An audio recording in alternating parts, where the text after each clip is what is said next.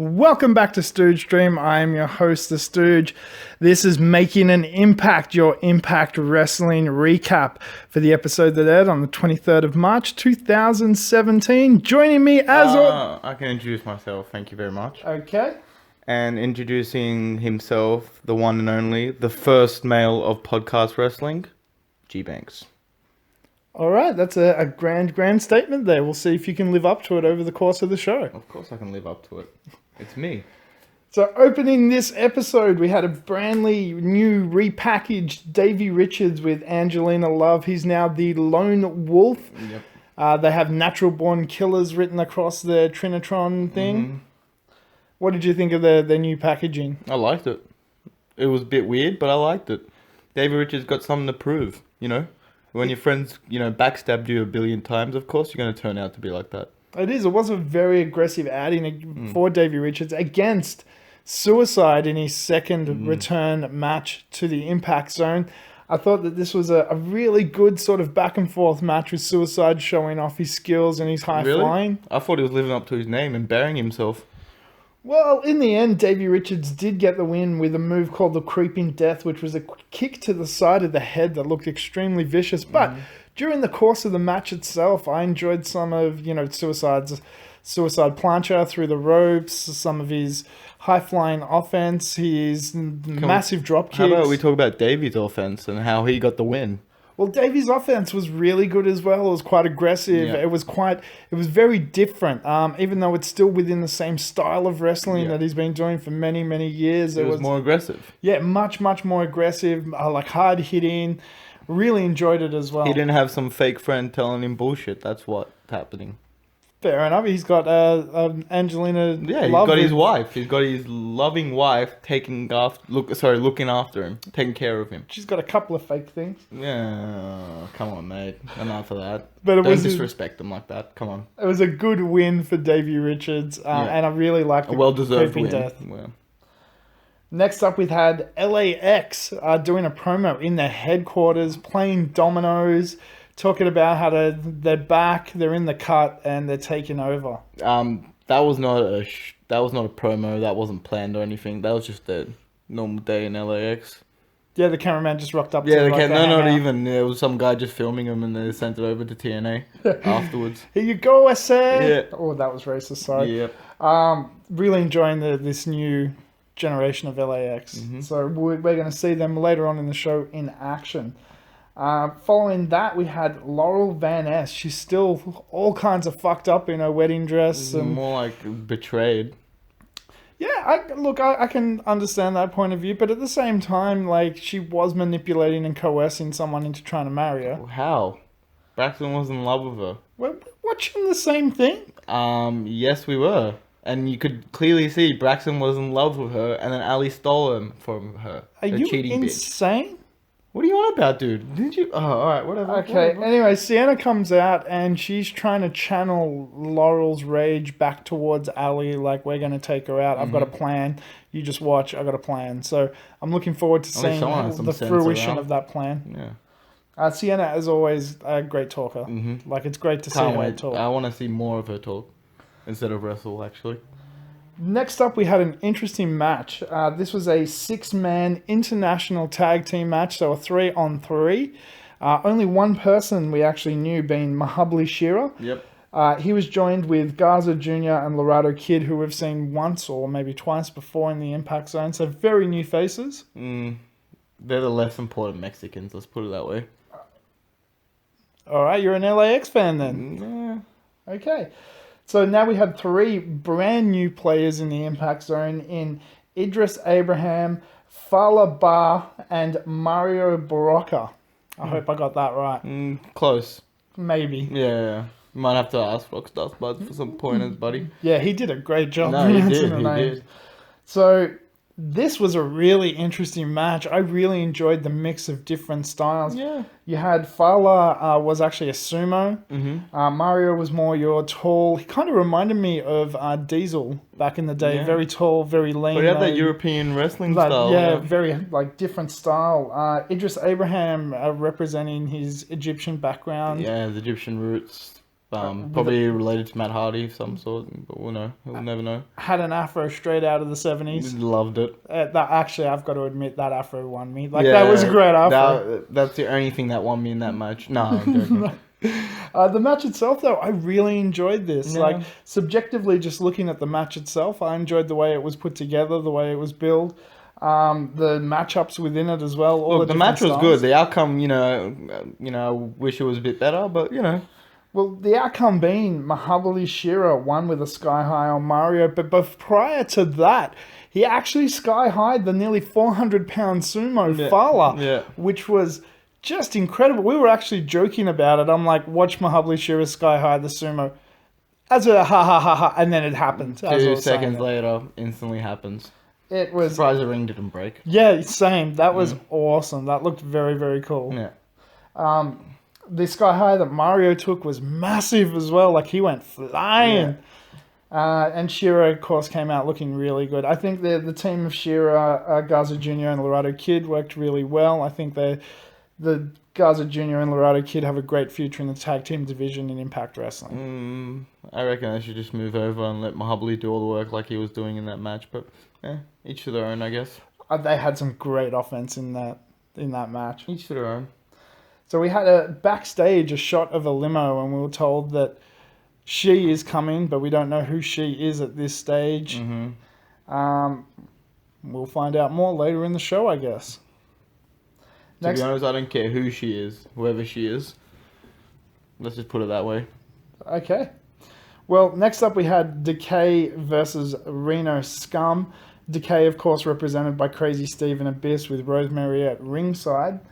Reno Scum, as you said last week, and I am going to steal that because it was a great line. They do look like deadbeat dads. Thank you. I'll give you credit where credit's due. Okay. Credit was due there. No worries, thank you, and I appreciate that credit. At least someone's giving credit out lately. Now, this was another match which I really enjoyed. I thought this could have gone a little bit longer maybe, but in saying that, in the time that they had, they put on a great show. Yeah. I thought that Reno Scum actually came off looking really good. For somebody a team we really don't know much about, haven't seen much of, I really enjoyed their showing and their offense in the match. Yeah, they looked like they had their shit together. It looked like they signed the alimony papers beforehand. Their heads were in the game. They were all doing well. Everything was in the right headspace. Yeah. Decay, of course. Yeah. They're always amazing. Look, Decay, as I said before, and I'll say it again, you don't trust them, but they get the job done. Yeah. They're fantastic in the ring. I mean, Abyss has been there literally since day one. And Crazy Steve, since coming into TNA, at the time was TNA, now Impact Wrestling, has only just improved in leaps and strides and gotten his character development. His wrestling skill has always been top notch, and his character development's been fantastic. I can agree with that one. Yeah. Now we're agreeing on a lot of stuff tonight. Yeah, that's very surprising. Weird. Yeah, it's kind of weird. Especially after last week. It's kind of weird, dude. So the finish was a jumping curb stomp by Reno Scum, where the hairy member of the Deadbeat Dad Brigade holds the dude in place. And then the Deadbeat Dad jumps over him and curb stomps him. Yeah. And Crazy Steve took that like a champion. Yeah. So Reno Scum got the win. So this puts them on a bit of a roll going into the tag team tournament next week. They've won, 2 out of 2 now? Or something like that? Yeah. So, again, puts them on a roll, dude. Like, they are contenders in the tag team tournament. Yeah, I guess so. Still look like deadbeat dads, though. That's not doing anything for them. And Decay still look fantastic. So they're definitely contenders as well. Any day, any time. Decay are always contenders. Eli Drake with Tyrus, of course, comes to the ring. He's supposed to be versing Moose for the Grand Championship. Before Moose gets the opportunity to make it to the ring, Cody Rhodes comes running out of the limo. Brandy's following him. He's like, don't worry. And just absolutely destroys I have Moose. to say, this was my match of the night. There wasn't a match. What do you mean? There was no match. The match got called off because Cody Rhodes... Excuse me. That's how you get business done in wrestling, all right? Moose was obviously lying to freaking Cody, telling him he's in Japan contesting. Oh yeah, all right, Moose, you're gonna get a shot in Japan after wrestling for 4 or 5 years. All right, who you fooling, buddy? Come on. We saw the video package. He was in Noah. Fake news. I can tell you that right now. Okay, so Cody destroys Moose with a chair and then gives him a crossroads on the ramp. Beautiful. Eli Drake is cost his opportunity at the Grand Championship too at this sweet. point. I'm not too sweet in you. Oh, God damn it. And the Cody Rhodes representing Bullet Club with his Bullet Club jumper will, of course, be versing Moose next week Yep. for the Grand Championship. Moose, more like goose, am I right? Too sweet. Dude, no, put it down. Whatever. I'm not too sweet in you. Put it down. Whatever. Okay, so the match I was most excited for tonight, the return of L.A.X. And they're versing the D.C.C. L.A.X. is being represented by the younger members on the group of Santana and Ortiz. Ortiz, yeah. And they're versing the team of James Storm and Bram representing D.C.C. with Kingston, of course, at ringside. And on L.A.X's ringside, we had Homicide Hernandez and I forget the female member's name of L.A.X. Just call her the hot chick. The hot chick. Yeah, the hot Latino chick. Who can kick the crap out of people. Yeah. She was there too. We'll get your name soon enough. Yeah, sorry. JB just hasn't told us yet. So, this was another match that I really enjoyed. It was a night of short matches. Like, it didn't go for a huge... It wasn't a 20-minute massive bout, but what was in this match was great. Now, this wasn't like the technical, per se, match. This was more the cheeky shenanigans from LAX match. Every time they had Brian even turned his head slightly, because something flashed in the background and he got distracted by it. LAX was on top of everyone. And like every single member. It's like they choreographed it to perfection. It's like when the ref turns around, you do this and I do that. And then you go around and distract him again. Yeah. It was amazing to watch. It was great. This was an exercise in just how to just psychologically destroy your opponents by screwing with their minds. Yeah. And just cheap shotting the shit out of them. Like constantly. Over and over again. The guys know how to get business done. And that's what it takes to go further in this company. It was great. Now, there was some weirdness in the match where Kingston at 2 points was distracting the ref at the most inopportune times where James Storm nearly had the win. Yeah, because the LAX were all over him. Yeah, well, look, it kind of looked that way, I have to admit. They were fucking him up, as you said, psychologically and physically. Yeah, it was it was actually a good physical bout as well. It wasn't, as I said, the most technical wrestling match, but there were some heavy hits. There were some great moves. But the story of the match is just LAX are the cheekiest bastards in the world. It was like a homage to Eddie Guerrero and his style. Yeah. Like, obviously, Eddie Guerrero didn't make that up, but, like, I'm just saying, like, it's back in the day. Cheating, stealing. Lie, cheat, steal. It's Conan. Conan is just awesome. Yeah. So, the end of the match is a double flip slam. Is it a double flapjack almost? A flipping flapjack by Santana and Ortiz for the win by LAX. Kingston clearly had distracted the ref and cost DCC the match. So there's a bit of a breakdown at the end where James Storm and Kingston are having a bit of a face-off and an argument. It seems that Bram is taking Kingston's side. Storm's clearly done with them and cuts a "I'm the cowboy." James Storm turns face on the heels of DCC. So it looks like either Bram and Kingston are now on their own and that's DCC, or DCC is no more. Yeah, DCC is no more. James Storm's going back to being a has-been, and see you later, Bram and Kingston, I guess. Bitch, James Storm is back to being the cowboy. Yeah, whatever. The whiskey-drinking cowboy. Yeah, can't wait. Whiskey-drinking has-been, whatever. Alright, so after that, we had the first of two Bruce Pritchard interviewing Lashley segments. Ooh, Bruce! Oh, Bruce, you are for somebody that has a podcast that does as well as it does, you are a horrible interviewer. What do you mean? He was spectacular. That interview The man was on point. I thought I was watching a 60 Minutes interview. It was beautiful. I don't want to put words in your mouth, but I'm just going to repeat what you just said and then make you say the whole thing again. Okay? Is that right, Bobby?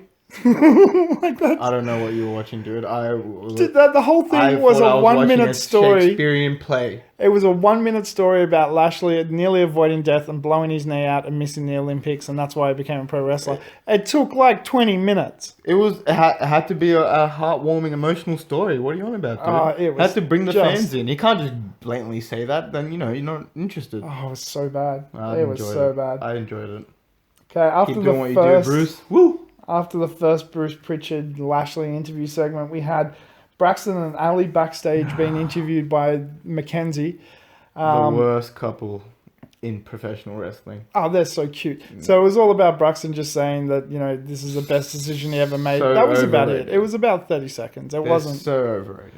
We'll see. We'll see. I would actually like to see Sienna team up with a male competitor and they have And an just beat intergender the tag shit team out match. of them. Yeah, I would love to see that. I'd like to see a competitive match, but you would like to see something else. Okay. No, I don't want to see competitive, especially when there's cheaters among us. But whatever.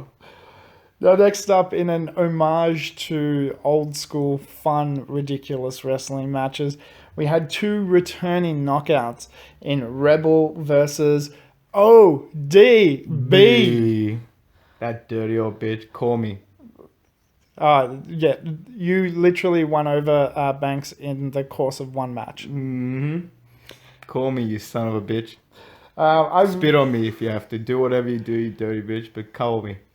I actually really enjoyed this because, look, we all know that Rebel isn't the greatest technical performer, and it was hidden in the very limited offense that she did, but what she did really well, so you couldn't see any flaws in it. Mm-hmm. ODB very much carried the match. Yep. There was some fun spots in it where Rebel makes out with Earl, and then ODB smashes her. Yeah, Earl got hard for the first time without Viagra in like 100 years? I'd say Stone Age. Oh, okay, yeah. And then he drinks with ODB, and then ODB makes out with him, and that makes Earl pass out because it's too much for him. Yeah. And, it was a cute little segment. Again, this didn't overstay its welcome. Like, if this went for too long, you would have been like, oh, come on. But Get out of it. yeah, it really didn't overstay its welcome. ODB won with the TKO. Mm-hmm. ODB comes out smelling like roses. Everybody had a great time, and she's over as all hell. Roses and dirty ashtray, just the way I like it. And not even like real roses, those plastic ones Yeah, with the those smell that plastic- comes out of it. Not even, like the smell's gone and like the plastic's like overpowering the smell now, so it's just trash smell. That's what I want. Call me. Oh, ODB, he seriously is in love with you. Yeah, I'll give you my number after the show if you want, but call me. So in the final match of the card, we had Lashley after the second part of his interview with Bruce Pritchard versus the local jobber of Jake Holmes, who I've never heard of or seen before. I don't You can really just know say no anything about. name, it'll be easier. Everyone will understand who you're talking about. Look, a little bit of inside the ring, behind the scenes and so forth. If there's a guy already in the ring and he doesn't have entrance music, he's a jobber. He's not winning the match. Simple as that. Not going to happen. That's why we should just call them NNs from now on. Alright, so this was, again, Lashley just overpowering Jake Holmes, the the new job. He's the new job. We'll see. Yeah. Lashley really, really just tossed this guy around. It's starting from the opening punt through the ropes. A punt through the ropes. Not a clothesline, a punt. Yeah, like just kicked it. And this dude wasn't small. He was a big guy. He was about nearly the same height as Bobby Lashley. Yeah, just kicked him through the ropes and then threw him around like he was a toy for 5 minutes. It really was almost a disgusting display by Lashley because he just destroyed this guy. You seem to have enjoyed it. I loved it. It was really good. It's Lashley, at his best, to be honest. I like seeing Lashley in a competitive match with a real... What's this real competitive person, like- stuff? At the end of the day, it's not about competitive and getting the best 5-star match because Shane Meltzer's all about that. And no, it's about business, it's about getting those fucking W's, and it's about getting the title around that waist. Done. And that's what Bobby Lashley's doing. That's why he is the champion. Okay, look, I have to admit, he is a scary individual, and with a 15-2 record in MMA, Yeah, I don't like he's stepping that's in that a ring. real fight. Like, Nope. No, I wouldn't step in the ring with him either. And he absolutely destroyed Jake Holmes with a spear. It turned the poor man inside out. Lashley took the win, of course, after just tossing him about. I don't think we even have to tell our fans about this because they already know who won the match. Yeah, I don't know if we'll be seeing more of Jake or he'll be seen the inside of a hospital soon. Yeah, pretty much. So to end the show, we finally find out who her is that JB has been teasing throughout the show and Josh Matthews has been angry and surly about. Her turns out to be the return of Karen Jarrett. Now, why? She was over as for some reason. Even I have to be like, why? But I understand, like, it's them cashing in on the Jarrett name of we started this company without using Jeff, which I kind of think is smart because Jeff did get oversaturated for such a long time.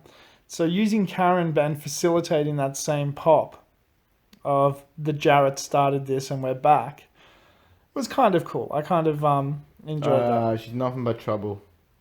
That's all I can say. Well, speaking of trouble, EC3, good segue. No. EC3... I'm guiding this company to the top. I know what I'm doing.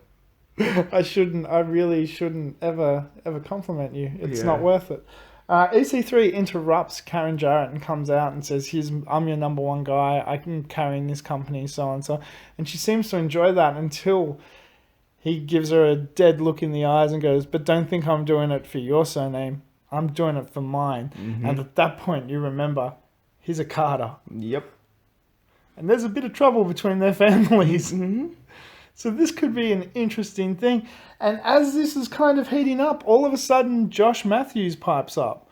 Thank God he did. Someone has to put Karen in her place. And I'm glad Josh came out there and, told the truth practically. He did actually throw some slings and arrows towards Karen Jarrett, who didn't really appreciate him defaming her name. She ends up slapping Josh a good one and he collapsed like a deck of cards. I can't believe she even put her hands on, someone that works there. Practically, someone that she employed because, they own the company now or whatever. Yeah, true. Yeah, so how dare she? Josh should literally lawsuit. No, but Josh is an employee of a wrestling company. It's got to be somewhere in their thing. Like, people are going to go through tables in front of you. You're going to take bumps sometimes. You're going to have to take it. Yeah, maybe. No, but not get slapped out by, deadbeat wives. Oh, that's rough. What I was most sort of perturbed about throughout the whole thing was EC3's reaction of seeming to kind of side with Josh Matthews. I don't like that. I don't know. I'm not like it. I don't want EC3 to go back to his Ethan Carter the third ways. I like him as EC3. Not? That's how he made his name. What are you on about, dude? You heard the man. He carried the company. He was the face of that company. And what, you're just going to strip that away from him because you have this new ownership come in? He's the face of the company because his auntie owned the place. No, not at all. What are you on about? He owned it with sheer dedication, hard work, and blood, sweat, and tears, dude. What were you watching around that time? Obviously not TNA. Okay, look, we'll agree to disagree on this because there was some dirty shenanigans in some of those wins with Rockstar Spike. The only dirty shenanigans that was around was Karen and her underwear. Oh, that's very, very harsh. Okay. Well, overall, I'm kind of enjoying the new direction that some of the characters are going in, including Davey Richards and Angelina. I'd like to see where this ultimately leads with the conclusion of his arc with Eddie Edwards, which is probably going to be a spectacular match. Yep. He's going to get his revenge. Well-deserved revenge. Absolutely not. Like, Eddie Edwards needs to stand up to this guy. Why? Well, you just don't attack your friends for no reason. No reason? No. Well, oh my God! I'm gonna say it. I'm gonna have to calm down. I don't have to pipe bomb on this. Yeah. I have to pipe bomb on this bitch right here. All right, look, something we can agree on. Any L.A.X. we get to see is going to be awesome, and looking forward to. Yeah, they're definitely like contenders in that new tag team tournament. Yep. And I hope they win the titles. I really do, because that would shake things up a little bit. Right, I'll agree with that one. I really want to see some more of these international matches, like be it singles or tag team matches. Show me some flavour. They're pretty good. I don't mind them. They're not bad. look, the Deadbeat Dads, I'm kind of enjoying them. As much as we rag on them, I'm kind of enjoying them. And I've enjoyed seeing them win. Again, I think they're contenders in the upcoming tag team tournament. The Deadbeat Dads are alright. They just got to change their attitude. That's it. We'll see. Moose and Cody next week as well is going to be spectacular. Well deserved. Hopefully Cody puts Moose in his place and shows him never to lie and try to steal people's wives. And I'll assume that Alberto Del Rio is the number one contender for Lashley's world title. So we'll see what happens. I don't know why, but whatever. That's another... Because they did the right thing. He should get another shot. Are you serious, dude? Are you serious? He stole a man's title. He didn't steal the title. He stole a man's title. Lashley introduced the title into the match just because he missed the shot. You want a thief to be the world heavyweight champion of Impact Wrestling? Go for gold. Yeah, keep telling people that. But no, I want to see, real athletes, real wrestlers be the face of the company, the title holders of the company. Not, dodgy, no names that are free agents and do whatever they want, that kind of stuff. Like, what? No, we don't want that. I don't know if I like your new attitude. And if you missed it recently, there was a one-night stand that included the last appearances from Matt and Jeff Hardy and Drew Galloway as well. Yeah. So check that out. That was great. That was all right. It was a good little goodbye. Yeah. Yeah. To some of the people that really did help the company over a time. So, well, that's it for this time around. We'll be back next week with another Making an Impact, making sure you're up to date with Impact Wrestling each and every week. Thank you so much for listening. Let us know what you thought in the comments below, be it on Reddit or YouTube. We always love interacting with you guys and knowing what you think of the direction that Impact is taking. Until next time, I've been your host, The Stooge. And I'm the first male of podcast wrestling, G-Banks. And don't forget, adventure, excitement. Stooge craves not these things. Welcome to the new revolution.